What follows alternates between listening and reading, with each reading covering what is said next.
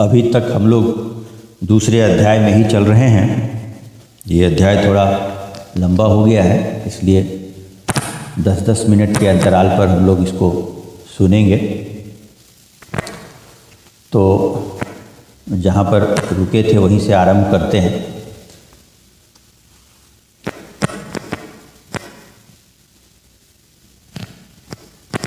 अंतःकरण की प्रसन्नता अर्थात स्वच्छता को प्राप्त होता है। उस निर्मलता के होने पर इसके संपूर्ण दुखों का अभाव हो जाता है और उस प्रसन्न चित्त वाले पुरुष की बुद्धि शीघ्र ही अच्छी प्रकार स्थिर हो जाती है।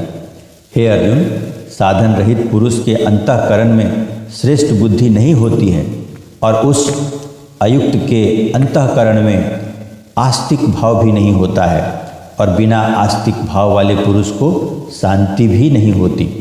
फिर शांति रहित पुरुष को सुख कैसे हो सकता है? क्योंकि जल में वायु नाव को जैसे हर लेता है, वैसे ही विषयों में विचरती हुई इंद्रियों के बीच में जिस इंद्रिय के साथ मन रहता है, वह एक ही इंद्रिय इस अयुक्त पुरुष की बुद्धि को हरण कर लेती है।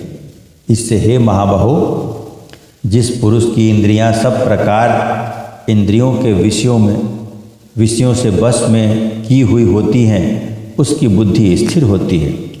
और हे अर्जुन, संपूर्ण भूत प्राणियों के लिए जो रात्रि है, उस नित्य शुद्ध बोध स्वरूप परमानंद में भगवत को प्राप्त हुआ योगी पुरुष जागता है और जिस नाशवान क्षण भंगुर सांसारिक सुख में सब भूत प्राणी जागते हैं, तत्व को जानने वाले मुनि के लिए वह रात्रि है। जैसे सब ओर से परिपूर्ण अचल प्रतिष्ठा वाले समुद्र के प्रति नाना नदियों के जल उसको चलायमान न करते हुए ही समा जाते हैं, वैसे ही जिस स्थिर बुद्धि पुरुष के प्रति संपूर्ण भोग किसी प्रकार का विकार उत्पन्न किए बिना ही समा जाते हैं, वह पुरुष परम शांति को प्राप्त होता है, न कि भोगों को चाहने वाला। क्योंकि जो पुरुष संपूर्ण कामनाओं को त्याग कर ममता रहित और अहंकार रहित, स्पृहा रहित हुआ वर्तता है, वह शांति को प्राप्त होता है। हे अर्जुन, यह ब्रह्म को प्राप्त हुए पुरुष की स्थिति है।